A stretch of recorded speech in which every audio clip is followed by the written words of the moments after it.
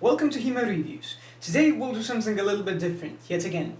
I have seen on Facebook there is a new group called HEMA Hackers, and it's a group dedicated to modding your existing equipment to suit your needs better.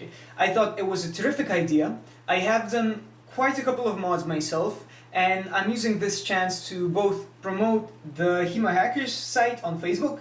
I've put a link to it in the description, and show you what I've done with my equipment that I think is worthwhile.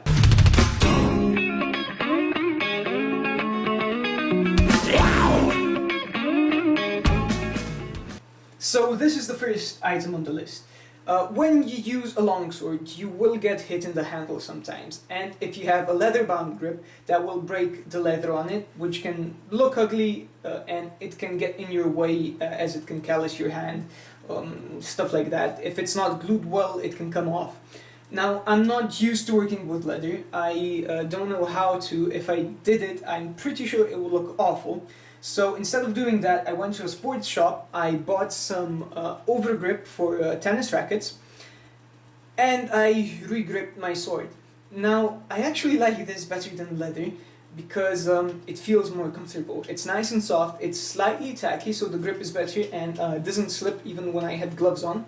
And it's really easy to replace. It takes about 5 minutes to replace the whole thing. Now, if of course you'll get hits on this too, and it will break as well. However, you can just use some hockey tape, so the tape that hockey players use to wrap their sticks, to cover it up, or you can just re-wrap it. I think you can find the tennis over grip wraps for like €1 per piece, maybe even less if you buy them in bulk. So, you've probably seen my review of the Encifra sparring gloves. They are my favorite gloves on the market so far. They are far from perfect, but they have kept me safe. And I have not gotten any fingers broken through them, which is why I love them. They are, however, a little bit on the constricting side as far as movement goes. So, here is the first thing I did. I cut off the cuff. I simply went where the stitches are. I left the wrist segments intact, and I put some Velcro over them. This allows me a lot more freedom of movement when I move my hands. However, it does leave my forearm exposed. Now, the second thing I did with these is take some waxed thread and put it through these two parts here. That's because the rubber started going apart and it didn't cover my hand quite that well. Let me show you what I mean. Okay. So I tightened this nice and tight so that it doesn't dance on my wrist. Now, when I close my fist, you can see I am pretty well covered here. Now, before I did this, this part was exposed. Wait. This part was exposed, which I didn't like. Now, usually it's not like this. I usually have this part covered as well because I have my undergloves on. But I found this to be really effective, especially the cuff part, because now I can move my hand however I want to, and when I go into aux, it doesn't bump into the other hand and cause me to like tense up and have to move my hips to actually get into a proper aux, which then isn't proper, I guess. Okay, so that's the second item I've modded, and this is probably the best modification I've done so far. So this is the last thing I have modded. It's the most recent one as well, and it seems to work quite nicely, which I'm really happy about. The first thing I did was tighten it at the waist. I did that by remaking the stitch at the back so that it's actually, it's kind of fitted now, so most of the weight pressed on my waist instead of my shoulders, which is awesome for fighting.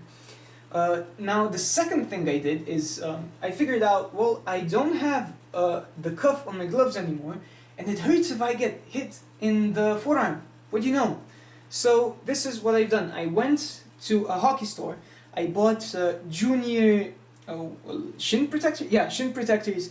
And I've modeled them so that they fit on my forearm. Now, these are floating.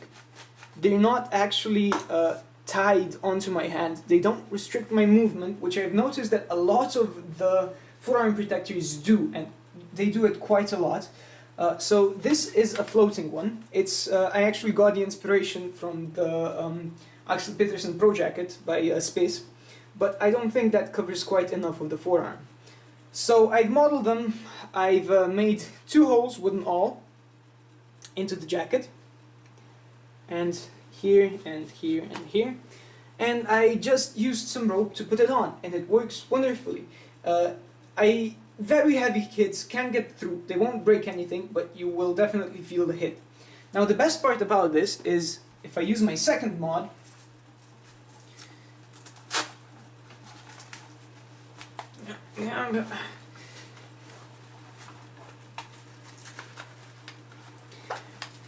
not only is my forearm completely covered, my wrist is as well. And it doesn't affect my mobility at all. In fact, usually when I use this in sparring, I forget I have it on, which is awesome. So that's it for my mods. Please check out the HEMA Hackers site. I think it's an awesome idea. If you have any mods, you can let me know in the description. You can make a video yourself, post a video response. And of course, if you find this useful, like, subscribe. You can even share it on Facebook. So until next time, have fun, fence, and be awesome.